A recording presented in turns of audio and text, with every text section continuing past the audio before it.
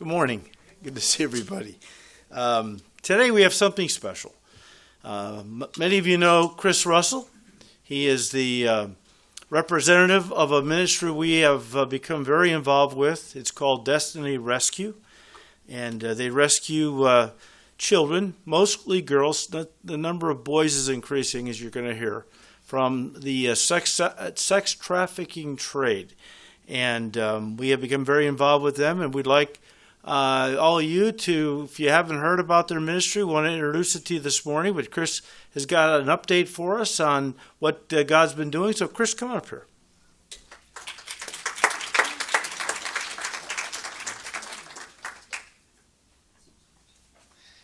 Good morning, everyone. It is good to be back here, and I'm grateful that you ordered much better weather this year than you had for me last year. So thanks for doing that. Appreciate that. Excited to be able to give you some updates today, talk about what God is doing, how kids are being set free, and celebrating what your church family is doing as well. I'm sure we have some new faces that probably haven't learned that much about Destiny Rescue at this point. So let me just give you a couple minutes, just kind of big picture. So human trafficking is the fastest growing criminal activity in the world. Makes over $150 billion a year. We estimate about $99 billion of that is specifically sex trafficking. And we know that while we are gathered here worshiping and learning about God, surrounded by people who love us and are for us, we know there's right now over 1 million kids being sex trafficked on this planet. And it's not okay. And as God's kids, we certainly are in agreement on that, aren't we? And so this needs to be an issue that is near and dear to our heart, because I often say that when the things that matter the most and are the nearest and dearest to the heart of God become the same things that matter the most and are the nearest and dearest to the heart of his kids, God shows up and does amazing, amazing things. And he's certainly doing that. And because of people like you, because of churches like yours, last year we were able to rescue 3,352 individuals out of trafficking situations. So obviously very excited about that, but there's so many more kids that we still want to get. Our average rescue is 15 years old. And to date, our youngest rescues are the 2 8-month-olds that we've rescued. Both of those, one was trafficking, one was a generational in a brothel kind of a situation where someone that belonged to a brothel had a baby, and now that baby belongs to the brothel. We were able to get both of them out before any abuse happened to them, but it just reminds you how dark of a topic that we're getting on here. And again, it doesn't do us any good to set kids free if we can't keep them free. Right. So the aftercare side is really important. We have a program that's called Empower that the kids go through. It's a 10-week program that helps them begin that healing journey. Obviously, there's no magical 10-week formula that's just going to heal what these kids have been through. But we want to get them started on that healing journey, faith-based journey. And again, we want to set them up for the long haul for success. So we find business leaders in the area that run businesses that the girls are interested in, and then we create partnerships with them. So like, let's say if we're in Africa, let's say you own a couple hair salons. So you partner with us and agree to take 5 of my girls, and for 6 months you're going to teach them everything they need to know about working at a salon, running a salon. At the end of 6 months, if you have openings, you've trained them, you know what you got, you can take those girls. If not, they've been fully trained and they are ready to go out and get a job and support themselves and their family for the long haul. So in a relatively short period of time, these kids are going from situations of horrible, nightmarish, hellish abuse into absolutely joy-filled, future-focused, living out their God-preferred future kids. And it's an amazing thing to watch, and it's an amazing thing to be a part of as we get to partner together to make that happen. So how many of you saw The Sound of Freedom? Some of you guys see Sound of Freedom? Okay, a good portion of you saw Sound of Freedom that came out last summer. Got a lot of people pretty fired up, right? We had a lot of people that reached out to us after that movie came out. Because here's the deal, like, the reality is a lot of people, they go see something like that. You can't help but get fired up about that. You know, you watch a movie like that about some precious kid getting kidnapped and trafficked and them going after the traffickers, right? You can't help but get fired up about that. Problem is, it's like many other things. We get fired up, we get emotionally charged about it, and then nothing happens, right? Our emotions settle down and we go back to life as usual. And we had a lot of people reaching out to us that are just going, no. Like, we're fired up about this. Is there something we can do to make a difference in this? And I think that's what's the beauty of partnering with churches and Destiny Rescue and individuals, is that we have something very tangible of how you can use your voice, your influence, and your resources in a very tangible way to make sure that these kids are being set free. But we can't stick our heads in the sand on it. It can't be just something that emotionally we're like, man, that's terrible. Destiny Rescue, good for you. A little pat on the back there, right? And then go back to life as usual. We just can't have that. This is too important of an issue. This matters too deeply to the heart of our King. So it's got to matter to us. And I received so many calls and emails. And one of the things, this theme that just kind of kept continuing to come up over and over again, was just how overwhelming it feels. It just feels too big. People were just feeling overwhelmed. And it reminded me of a story from Scripture that many of you, maybe you've known this one since you were a kid, but I want to look at it from a little bit of a different angle through this issue of trafficking and fighting a giant. So if you brought your Bibles, I'll have the verses up here if I remember to click through, like I did not during first service, but I will try to remember to do that. We're going to be in 1 Samuel 17 is where we're going to be camping out just a little bit.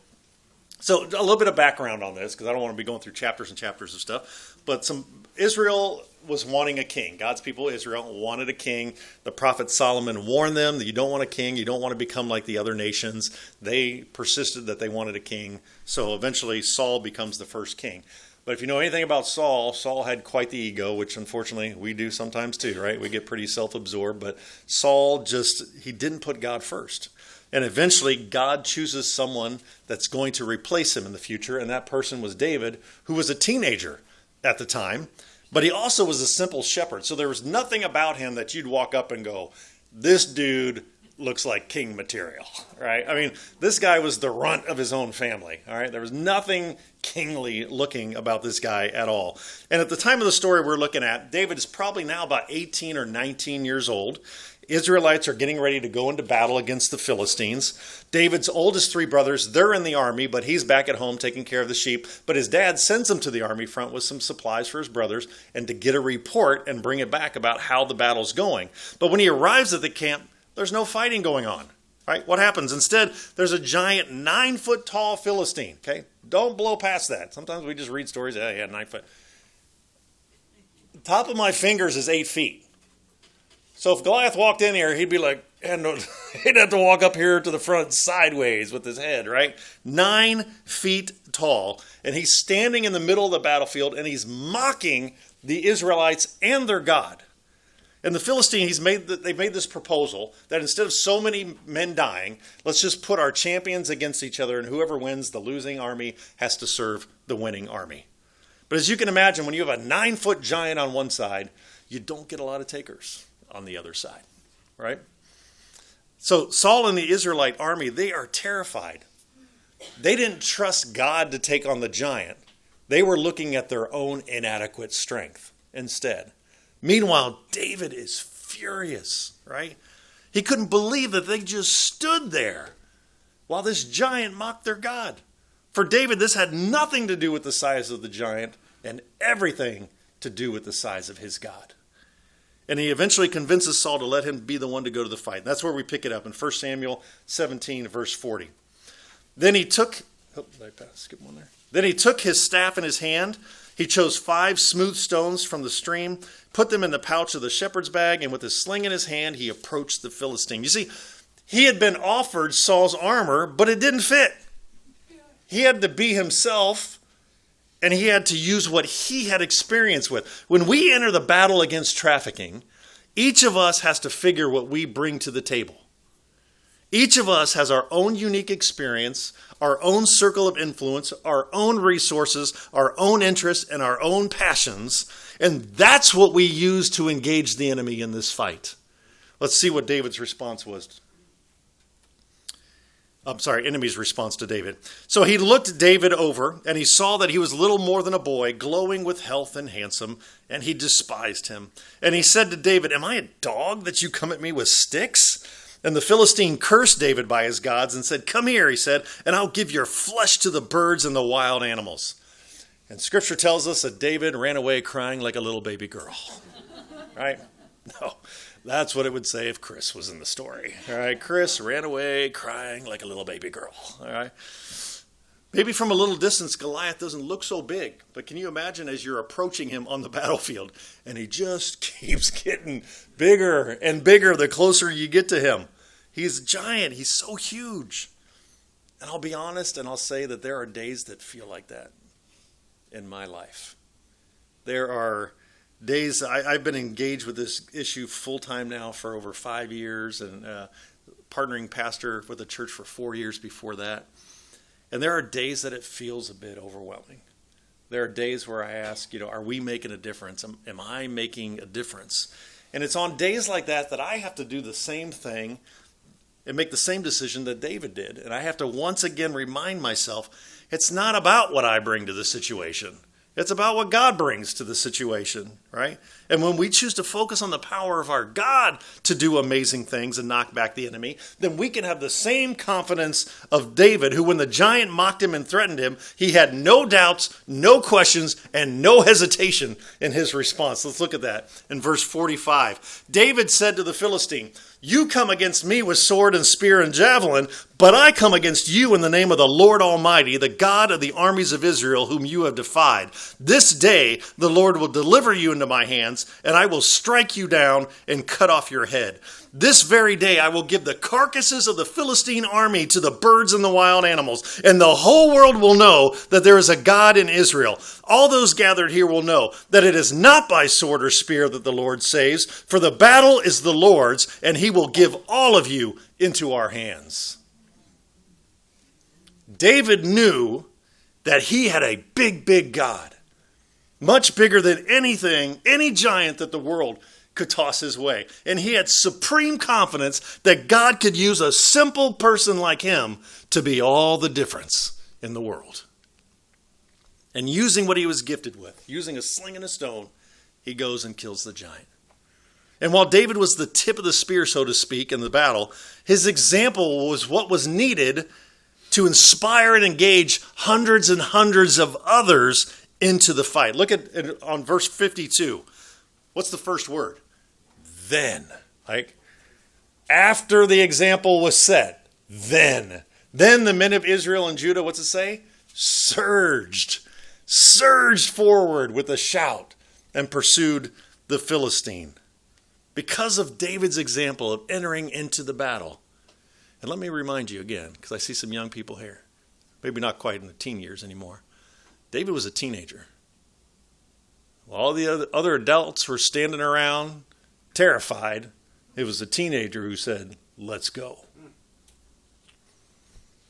And it's been my privilege to see a lot of Davids over the last 5 years who were willing to lead the way into the battle to rescue kids. And it didn't just do something to grow their faith, it inspired thousands of others to surge forward and join the battle as well. And because of that, we are seeing thousands and thousands of precious girls being set free. But I want to say this on the side. For you young people, we have a whole program called Rescue Op 120. It's our student initiative. Little kids, middle school, high school, college students, anybody that's in that range to get involved with us. We have thousands of students across the country that are engaging and rescuing their peers. And I always remind them, God is using my generation to set thousands of kids free. He's going to use your generation to set hundreds of thousands of kids free. And he might be stirring in you to be part of that fight. The giant might be big, but he's losing ground every day because of the faithful fighting of God's kids who are backed by a big, big God. I'm going to do something a little different today than I've done with you in the past. Usually I always have a couple of the girls' stories to share. And a lot of you have heard some of those stories. But what I want to do is I want to take a little bit of time and I want to do a little bit of a deep dive into one of the biggest undercover operations that we have ever done. And that operation was called Operation Catalea. And this was in the Dominican Republic. So every country that we work in, we currently have MOUs. It's a memorandum of understanding. It's a legal agreement with that government that says we can work hand in hand with them. and it allows our guys to wear undercover body cameras so that they're able to go into places. And now, instead of just looking for girls, we're able to go in and actually gather legal evidence against the traffickers and the businesses. And when we get enough evidence, we get a green light, we have the joint raid with the local authorities, and we're able to go in, get the girls out, arrest the traffickers, shut down the business, and then turn around and prosecute those traffickers to the fullest extent of the law. In fact, in the Philippines, this last 2 years, our team in particular, we've done hundreds and hundreds of raids and arrested hundreds of traffickers there. In the last 2 years in particular, our team is so tightly working with the prosecuting office that they know, okay, this one's up for a promotion, or this one is highly motivated right now to close this deal here. You know what our conviction rate is the last 2 years in the Philippines? 100%. Every trafficker that we have brought to justice is spending time in jail right now. You'd love to have that happen everywhere, wouldn't you? Right? Wouldn't we love to see that everywhere? So this is in the Dominican Republic. The government comes to us and they ask us to do some undercover work on this particular operation. One of the cities, they've got a trafficker working, and they ask our guys to do their thing. So what we thought, a lot of times we'll go into places and we'll gather intel for 2 or 3 days, and then we're ready to move forward with, a raid operation. So that's what our guys thought this one was going to be. They went into this thinking, okay, another 2 or 3 days, we'll collect some intel and go in and do the raid. Turned into a 9-month undercover operation. It got way, way bigger than we thought it was going to be. I kind of liken it to, have you ever gone out in your yard and you're doing like some landscaping and there's a root? And you think, I'm just going to go ahead and grab that baby and just yank it out of the ground, right? And you go and give it a good pull, and what happens? Pulls out like 10 feet in each direction, right? And then you're making your way down the yard and pulling and pull. And that's really what happened here, is the more we dug into this case, it just kept spreading, all this networking of what was going on with these traffickers. It just kept getting bigger and bigger, and we uncovered more and more cells. And you're hesitant to act too quickly because obviously you want to get girls out of that situation as soon as possible, but you also want to capture as many of the trafficking ring as you possibly can as well. So we're doing surveillance on hotels and bars and dance clubs, and we're following traffickers to see where they live, and the size and scope of this operation just continued to get huge. And then last January, we had a huge break in the case. We had 2 young Colombian women that came into the local police station, and they had just escaped a trafficker. And they were from Colombia. They had been, like many young ladies are, they were promised a great paying job, and they came to the Dominican Republic where they were going to be given a great job and better pay. And upon arrival, they find out that they are given this massive debt that is due to the trafficker, and informed that they're going to be escorts. In fact, one of the girls told us the story about how she was handcuffed to her bed, and just out of reach, they put a gun on a table, just making sure she was fully aware that her life was not her own anymore. Upon arrival, they were given this job, and then so they were drugged every night, and they were taken to local hotels where they were abused 5 or 6 times a night by different men. And it happened over and over again. And one night, while there was only one trafficker around, one of the girls cheeked her drug, and when he wasn't paying attention, slipped it into his drink. And when he got woozy, she was able to grab one of the other girls, and they were able to escape and show up to this police station. And it turned out, as they gave us this intel, it turned out it was directly related to the case that we had been working on for months.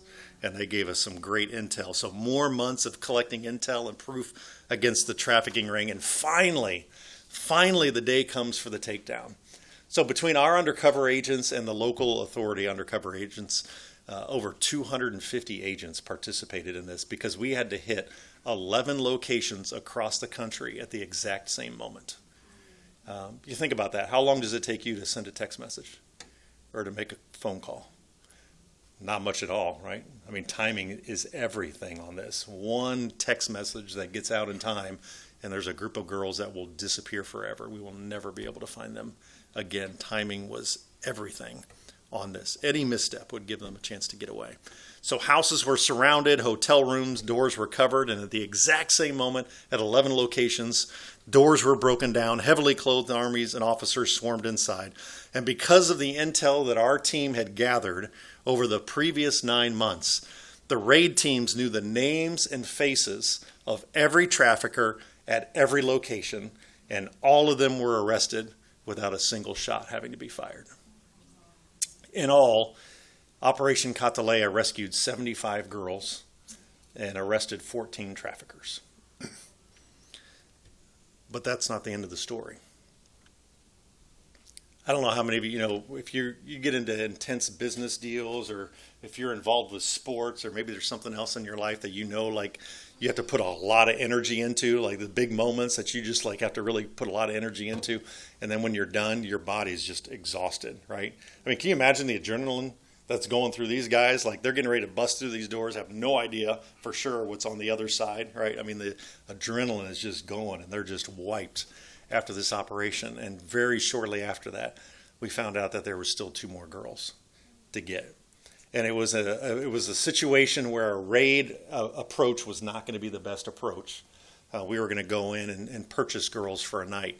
So one of our undercover agents, totally exhausted, goes back in undercover, goes into this place, and the plan is that he's going to go in pretending to be a customer, build a relationship with these girls, build a relationship with the mama-san, the bar owner, and then he's going to come to an agreement and pay for the girls to take them back to his room. These girls are property, so there's a good chance the traffickers might be sending somebody along to keep an eye on the property, right? So they have a predetermined route that he's going to drive across town, and the police will intercept him at that point and arrest him and rescue the girls. So that's what happens. He goes in, builds a relationship with these 2 young girls, and builds a relationship with the mama-san, and by the end of after several hours of being there, comes to an agreement with how much he's going to pay for these girls. And he drives them across town, and at that predetermined point, the police pull him over. And we got to make it look good, because if somebody's following and watching this.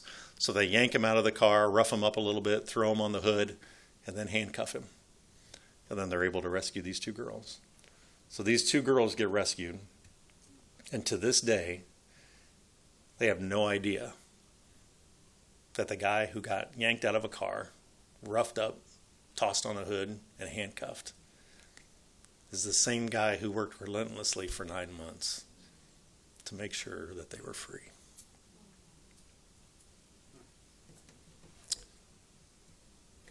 That's the kind of people you're partnering with. That's the kind of agents whose work you make possible. But I also want to say this. Those girls' rescue stories, that's not the beginning of their rescue stories. The night that they were getting out of those situations, that's not the beginning of their rescue stories. Their rescue stories started on a day just like today, with people just like you, who decided, you know what, we're not standing on the sidelines anymore. We're not sticking our heads in the sand on this. We're going to be a part of this fight. And because you started using your voice and your influence and your resources and gave your best yes, it allowed our frontline agents to do what they do best. But every time we get together, every time we decide to give our best yes here, we launch new rescue stories. And more kids like those precious kids are set free. In other words, when the church rises up, kids find freedom. When the church does what it is called to do, kids find freedom. And it's about you figuring out what your unique gifts and talents and expertise and experiences are, and allow God to use all of those to bring freedom to these little girls. So there's obviously a financial side of this that supports all that we do. Please understand, my heart is not into fundraising. The day that I feel like a fundraiser, I am done. I will walk away, because there's nothing life-giving in that for me at all. But if we're talking about rescuing kids, I will be there 24/7. But this is the practicalness. I mentioned that earlier about people looking for a practical way. We've been doing this since 2001. So for 23 years, we've been doing this. So we know right now that on average, it's about $1,500 to rescue a child. That's the average cost to fly in our agents, for them to do their undercover work, their transportation, all the stuff that they're doing to be able to rescue the girl and get her out and start what we call her freedom plan, that aftercare portion of things. That's how tangible this is. We know a child will be rescued for $1,500. In fact, when we go in, because we want to talk in the language of kids being rescued, when we go in and do a raid, so let's say you have an establishment that I believe you got 2 underage girls. You got 10 girls working, I think 2 are underage. I send the guys in, they do the undercover work, they get enough evidence, they give a green light, local authorities and the rest of our team come in and do a raid. We're taking all 10, right? We're not just going to go in and grab the 2 youngins and leave the other ones in that situation. We're taking all 10 of them. But we divide the operating cost for that operation by the number of children that get rescued. Does that make sense? So we know on average $1,500 will rescue a child. There's a good chance if that gift happens to be used in that kind of a raid operation, might be rescuing 3 or 4 individuals. But we know a child is going to be rescued for $1,500, guys. That's how tangible this is. And let's face it, we are in the richest country in the history of the world. Any of us is capable. I mean, some of you are in a position that you could rescue some kids today and write a check. And if God's leaning on you, do it. Some of you are like, we don't have $1,500. And that's where we get creative with stuff. That's where you start figuring out what your gifts and your talents are, and you start bringing other people around you into those conversations and figuring that out. But everyone in here is capable of rescuing a kid. And that's one of the things I want you to think about. I mean, as a church, you're rescuing kids. 150 billion, that's a big number. 99 billion is a big number. A million is a big number. Let's just focus on the number 1. What would it look like if each of you that's here today just decided, you know what, for this next year, that's on my radar now. Of all the things I do in the next year, that's going to be one of the things I do. I'm going to figure out a way to rescue 1 kid. What would happen if all of us took that seriously? Rescue 1 kid. Man, it would turn things upside down. But God wants to use your gifts and your talents. The $1,500, that's the practical. And then our other one, which we've got brochures at the table, you can do that. This one's an important one too. It's the ongoing. It's the monthly. So we have what's called a rescue partner. And it's any month or any amount per month that you want to do. I mean, I've got students across the country who are doing $5, $10, $20 a month. I got people who do $1,500 a month and rescue a kid every month. It's just this intentional idea on your part of going, okay, what do we want to do to be in the battle? What can we do on a monthly basis? And then God takes all of those somethings and puts them together and rescues a bunch of kids. I don't know how many of you know this. Your church family is a monthly rescue partner with us. You're rescuing kids through your giving here, through the church family as well. But people are just coming up with incredibly creative ideas for that. And I love how students are doing stuff too. So how many of you, ladies, any of you ever been to a high tea event? You ever been to one? Okay. So those are fun. They're unique for a guy to go to. So we have this renovated barn by our fairgrounds in Goshen. I'm down in Goshen, Indiana. And this renovated barn where people do weddings and different stuff like that. So this one church group decided that their best yes was going to be to do this high tea event. So I show up and there's 150 grandmas, moms, and little girls dressed to the nines. And guys, there was no real food there.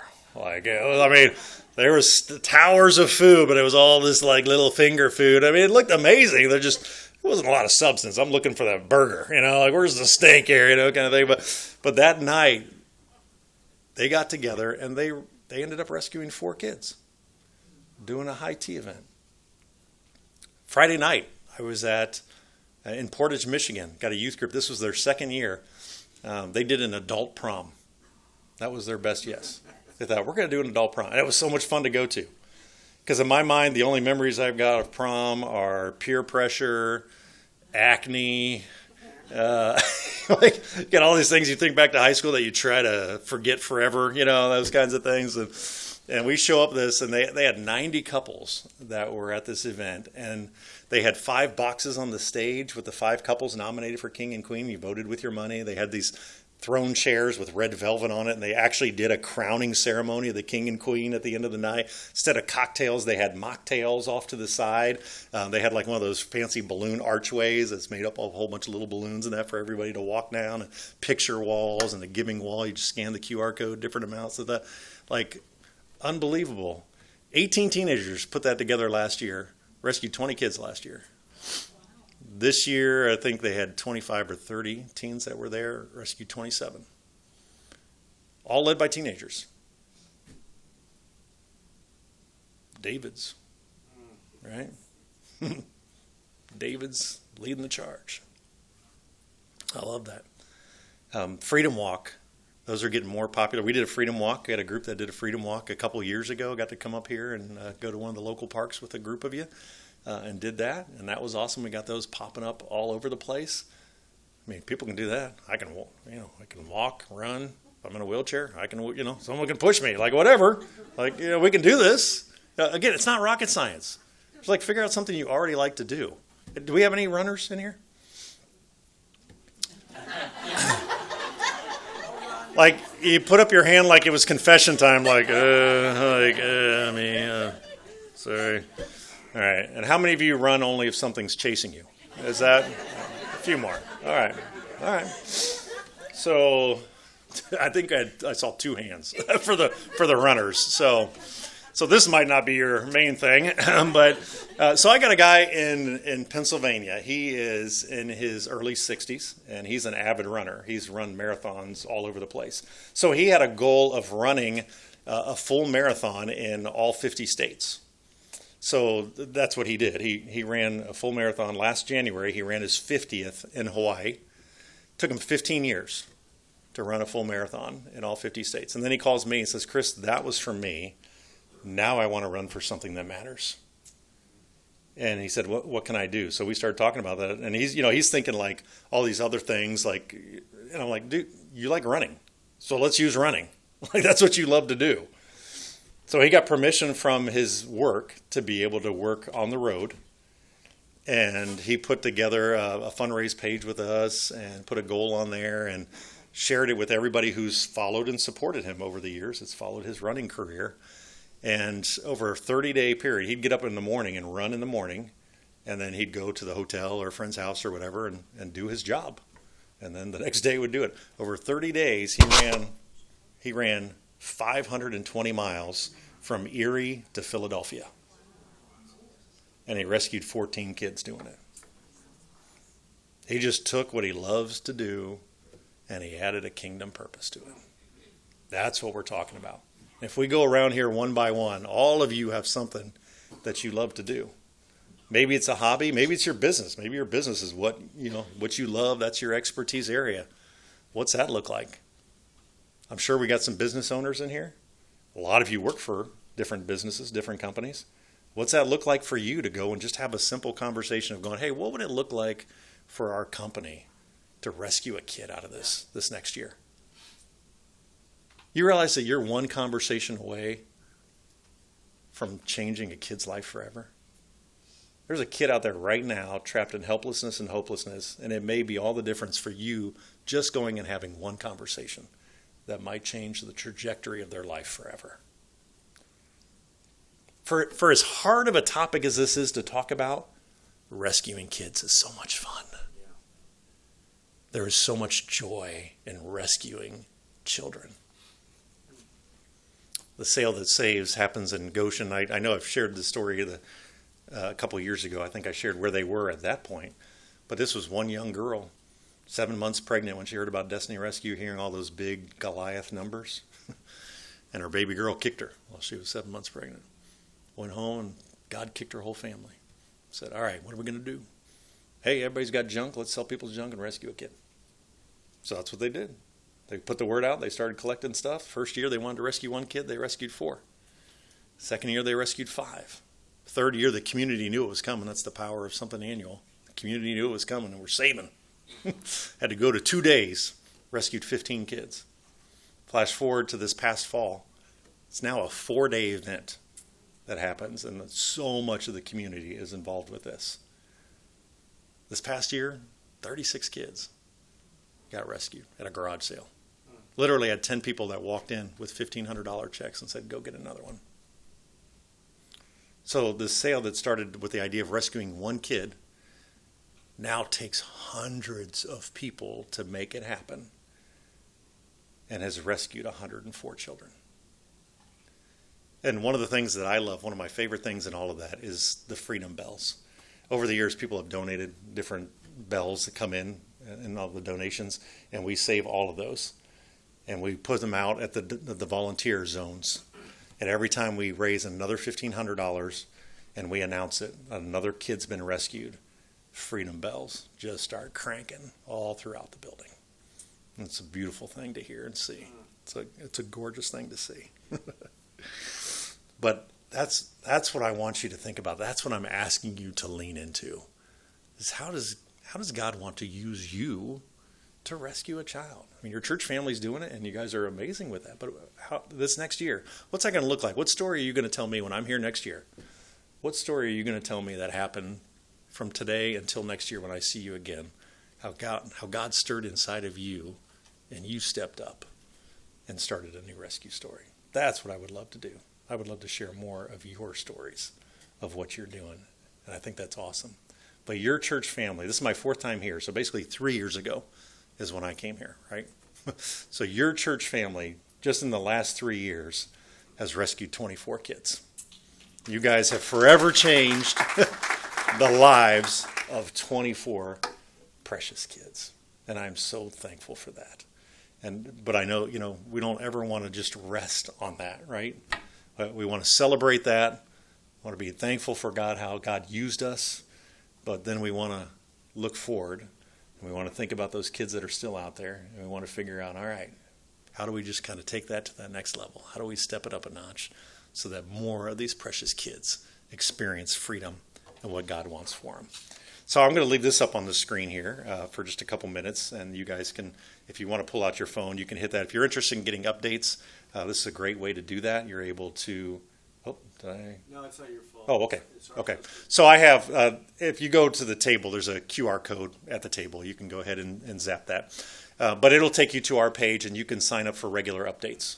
So if you're interested in our marketing team's great, the stories, educational pieces, all of that stuff, just amazing stuff. We're on Facebook, Instagram, TikTok, all of those. You can find us on there and add your voice. Again, this is the intentionality. Take 30 seconds when you see one of our things on social media, hit share, add a couple sentences so that your people that follow you understand why this matters to you.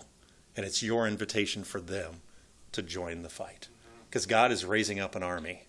And we got to get the word out because there's too many precious kids that are still trapped in this darkness. So let's celebrate today of God's goodness, 3,352 rescues, and the hundreds of thousands of lives that represents, and the ripple effect of all of that. But we also want to say, man, let's keep moving. Let's move forward. I want you to tell that one story about the gal who was trafficked by her mom. The documentary, okay. So if you're interested in seeing this, we have I think 5 or 6 documentaries. If you're interested in watching these, if you go to our website, destinyrescue.org, one of the 4 tabs at the top just says Get Involved.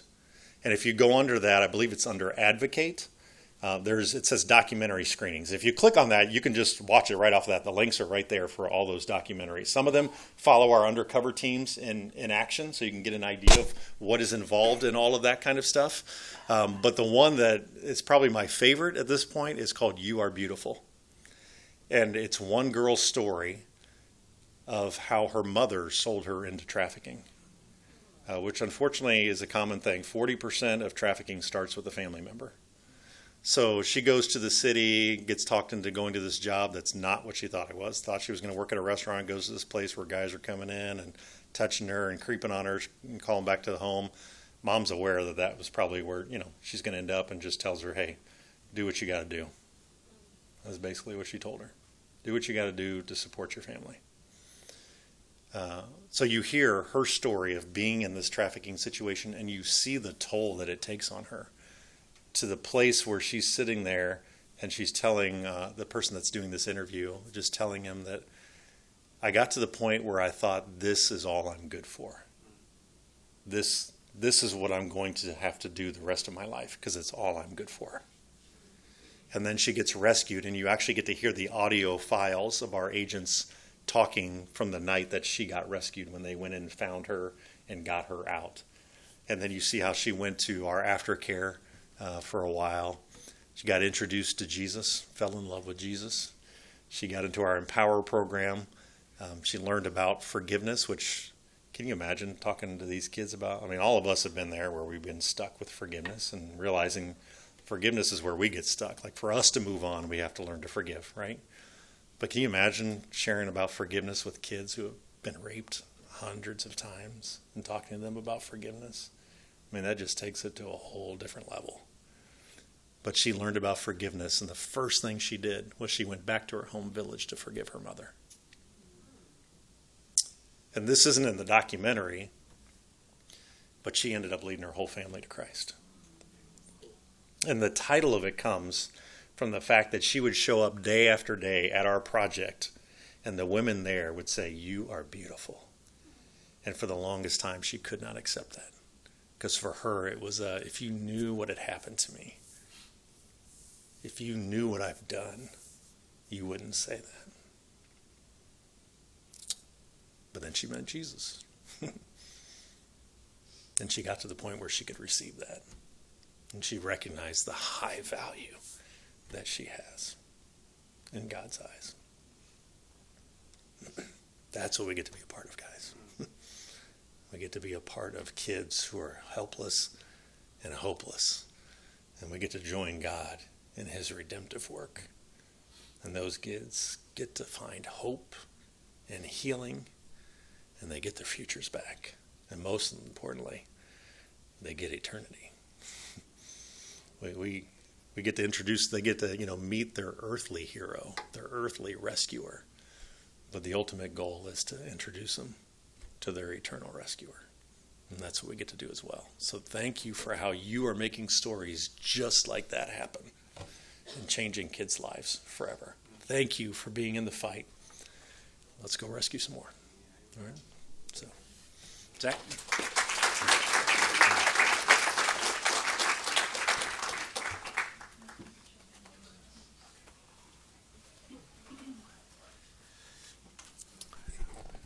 We used to have a young lady who spearheaded our church's involvement with Destiny Rescue, and she organized it wasn't a run, it was a walk, but it raised enough. And then we had one of the gals who was a professional painter, really, teaches classes, did a whole painting class here.